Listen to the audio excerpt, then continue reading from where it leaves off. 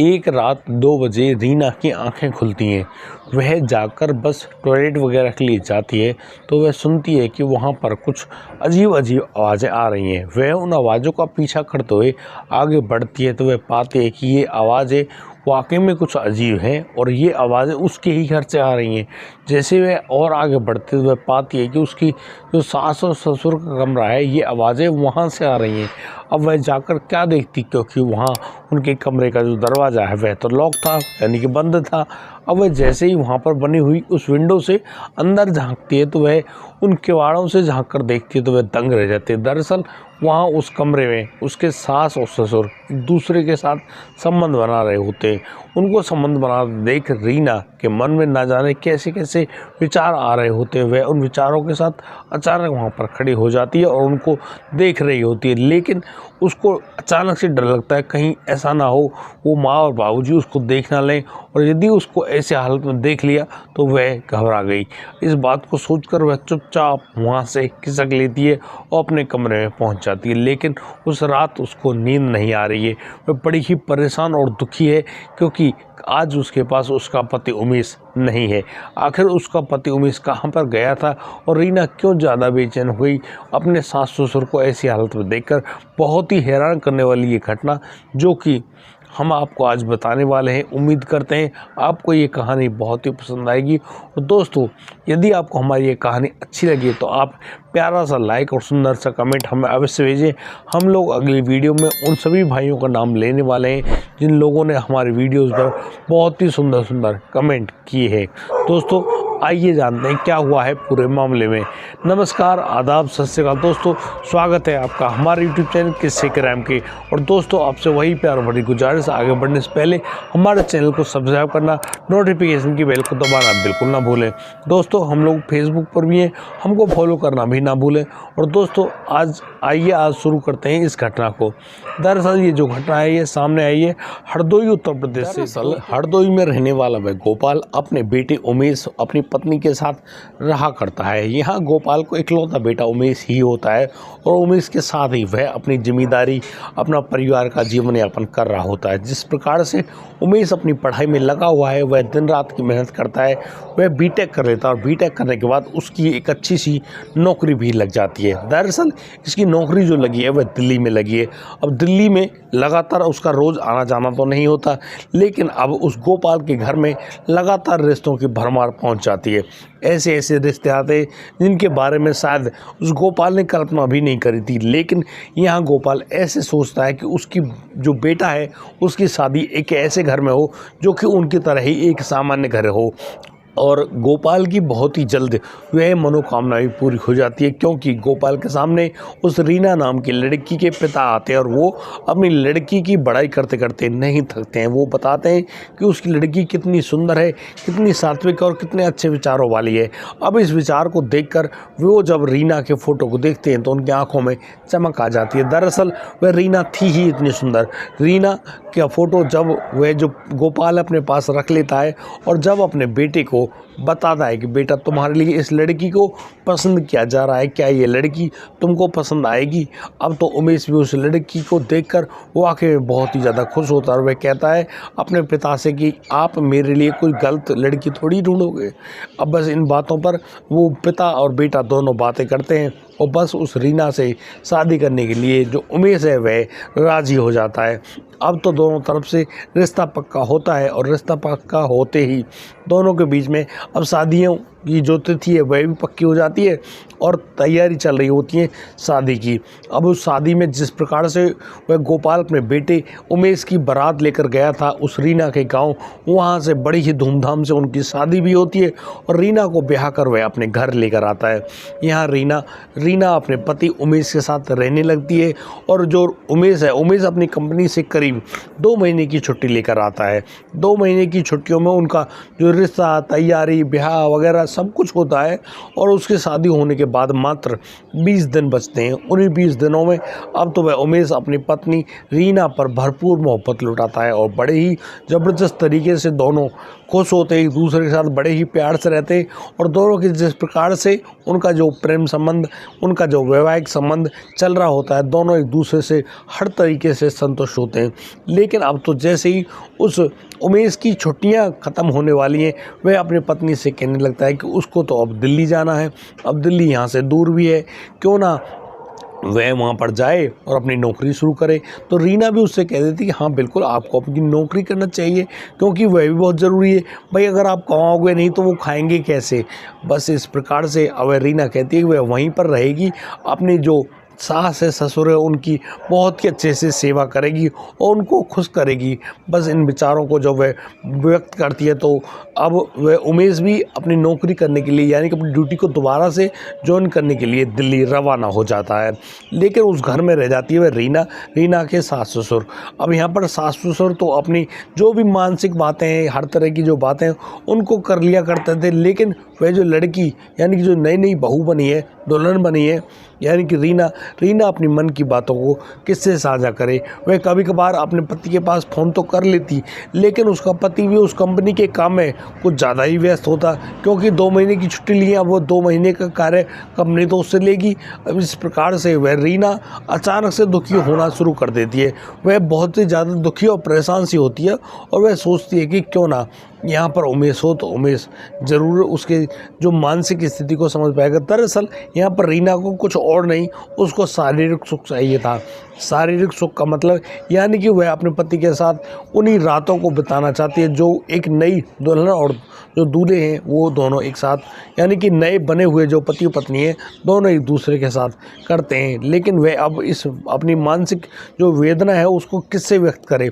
बस उस रात जब वह अपने सास ससुर को एक दूसरे के साथ संबंध बनाते हुए देख लेती है तो उसके जो शरीर में बहुत ही ज़्यादा उत्तेजना व्यक्त होती है और वह बहुत ही ज़्यादा दुखी और परेशान सी होने लगती है और बार बार दुखी है कि काश उसके पास भी उसका पति हो जो उसके सारे बार बार यही सोच रही होती कि काश उसका पति यहाँ उसके पास हो और उसको हर प्रकार का शारीरिक सुख दे सके। एक दिन रीना देखती है कि यहाँ पर उनकी जो सास है वे पड़ोस में अपनी जो महिला मित्र है उनके पास गई हुई है।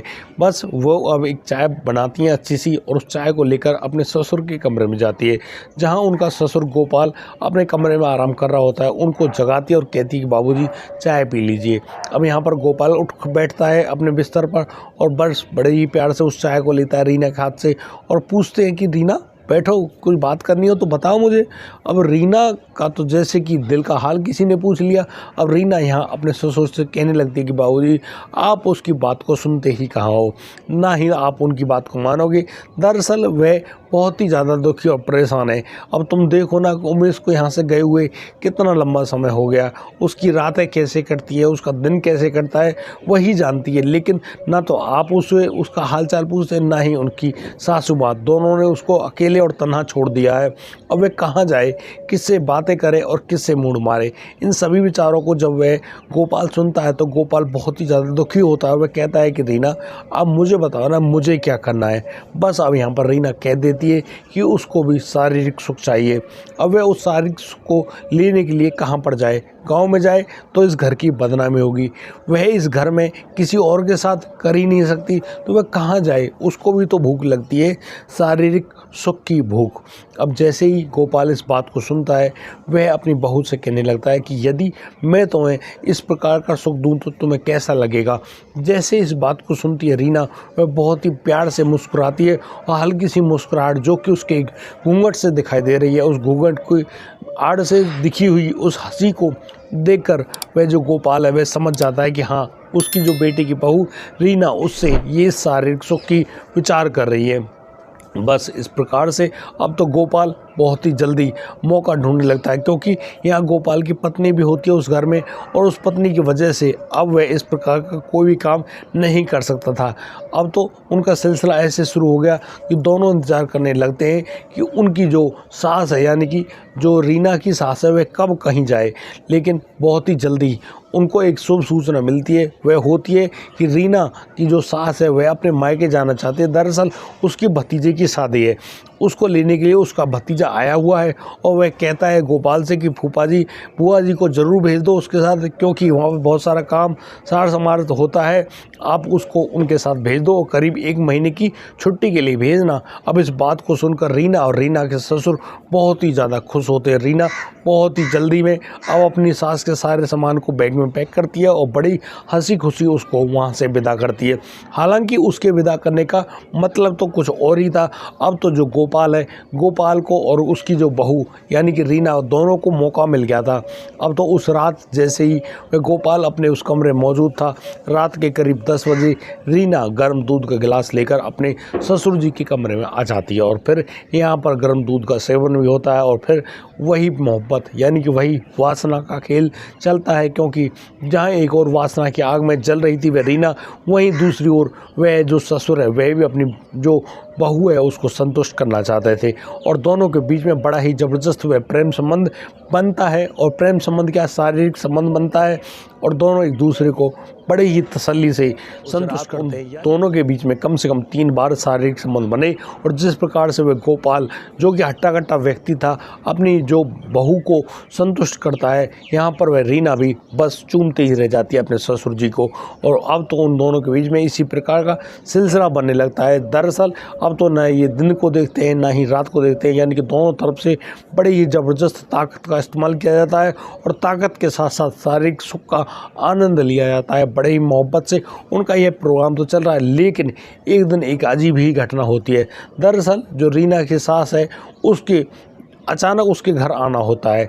वह जब दिन में करीब 3 बजे अपने घर आती है, यानी कि वह समय हो रहा होता है गोपाल की चाय पीने का, तो उसी समय वह जो रीना की सास है वह उस घर में आती है। लेकिन वह आवाज़ लगाती है तो ना तो ससुर यानी कि गोपाल आवाज़ देता है, और ना ही वह रीना आवाज़ दे रही होती है। वह महिला चुपचाप से उस घर के अंदर घुस जाती है, और वह जब अपने पति के कमरे में जाती है तो उसकी आंखें फटी की फटी रह जाती हैं। दरअसल वह यहाँ पर देखती है कि जो गोपाल है वह अपनी जो बेटे की बहू है यानी कि रीना के साथ शारीरिक संबंध बनाने में जुटा हुआ है। जिस प्रकार से उनका ये संबंध बन रहा है, उस पूरी स्थिति को देखकर वह बहुत ही ज़्यादा हैरान और दंग रह जाती है। लेकिन वह यहाँ दोनों से कुछ भी नहीं कहती है। वह बाहर बड़ी ही मायूस होकर बैठी हुई है बिस्तर पर, और बस सोच रही कि शायद वह कुछ करे या ना करे, यानी कि उसका जो दिमाग है बहुत सारी प्लानिंग को बना भी रहा है और उनको मिटा भी रहा है। क्योंकि वह किसी से क्या कहे, इज्जत तो उसके अपने घर की है, अब वह अपने घर की इज्जत को कैसे नीलाम कर सकती है, यानी कि उड़ा सकती है। बड़ी ही सोच विचार का विषय बन रहा होता है उसके दिमाग में। अब जैसे ही वह रीना अपने ससुर के साथ संबंध बनाकर वहाँ से फ्री होती है, और रीना जैसे ही बाहर आती है वह बाहर आकर देखती है कि यहाँ पर उसकी जो सास है वह उस खाट पर बैठी हुई है, और बड़ी ही बुरी तरह से उसने अपना मुँह लटका रखा है। वो अपनी बेटी की बहू रीना से कहती है कि रीना, कर लिया तुमने अपना काम, अब तो तुम खुश हो ना, तुम्हें कोई दिक्कत तो नहीं।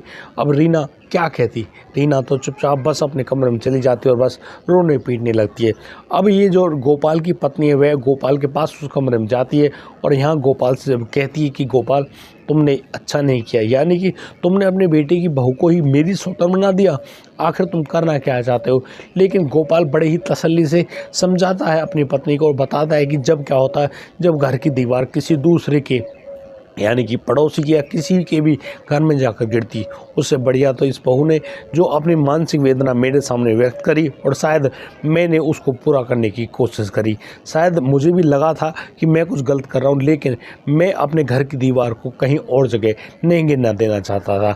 बस इन बातों को बताते हुए वह जो गोपाल अपनी पत्नी को भी अपने गले से लगा लेता और कहता है कि कोई बात नहीं यार, गलती तो हो जाती है, लेकिन मैंने इसको गलत नहीं समझ के की है, ये मैंने तो इसको अपने लिए फ़ायदेमंद नहीं सोचा, मैंने तो फ़ायदा इस बात का सोचा कि शायद अगर ये कहानी कहीं बाहर उड़ती या ये लड़की यानी कि ये जो नई बहू है ये किसी और के पास जाती तो कहानी कुछ और ही ज़्यादा भयंकर होती। इसलिए मैंने काफ़ी सोचा समझा और तब जाकर इस प्रक्रिया को अंजाम दिया।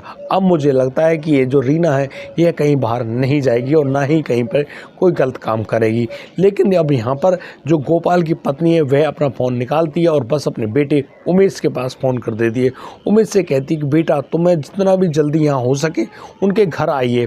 अब उमेश जैसे इस खबर को सुनता है, उमेश तो अपने उस कंपनी से छुट्टी लेता है और सीधा अपने घर के लिए पहुँच जाता है। उसको आते आते रात हो जाती है और वह रात को अपने माता पिता से आकर मिलता है तो यहाँ पर उसकी जो माँ है वह उसको सारी सच्चाई बयां कर देती है। वह बताती है कि कैसे उसकी जो पत्नी रीना है, रीना बहुत ही ज़्यादा व्याकुल है, उसको उसके पति का सुख चाहिए, लेकिन तुम तो उस कंपनी में ऐसे बिजी हो गए हो यानी कि तुम्हारे पास तो समय ही नहीं है कि तुम्हारी पत्नी भी तुम्हारे घर में मौजूद है, जो कि बहुत ही गलत बात है भाई।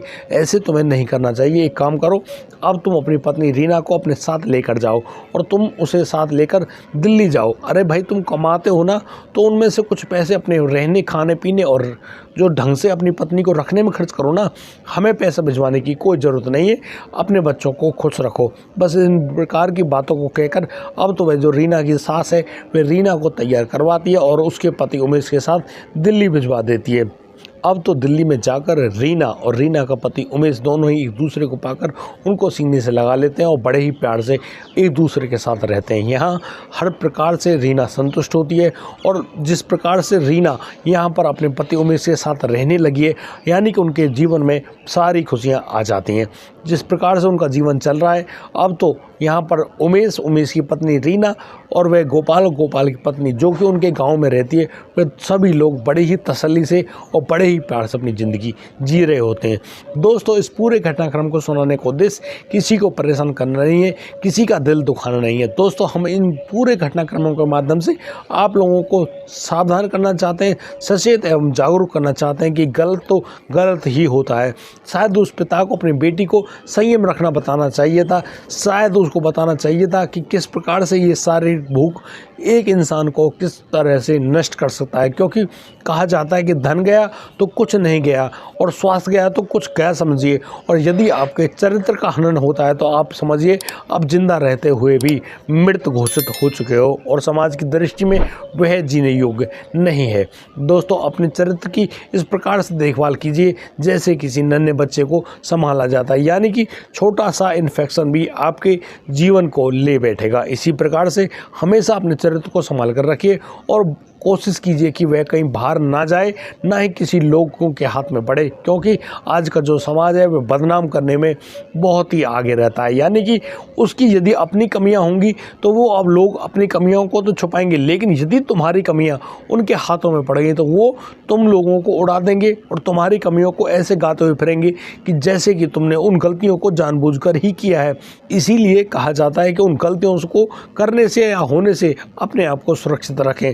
और दोस्तों आज के लिए सिर्फ इतना ही, लेकिन मेरी गुजारिश है यदि आपको मेरी ये कहानी अच्छी लगी हो, सच्ची लगी हो तो आप लोग हमें लाइक, कमेंट, शेयर और सब्सक्राइब करना बिल्कुल ना भूलें। और दोस्तों अब दीजिए मुझे इजाज़त, मिलता हूँ कल, लाता हूँ एक और नया सनसनीखेज मामला। तब तक के लिए आप बढ़िया रहें, बेहतर रहें, अपना और अपने परिवार का बखूबी ख्याल रखते रहें। जय हिंद, जय भारत।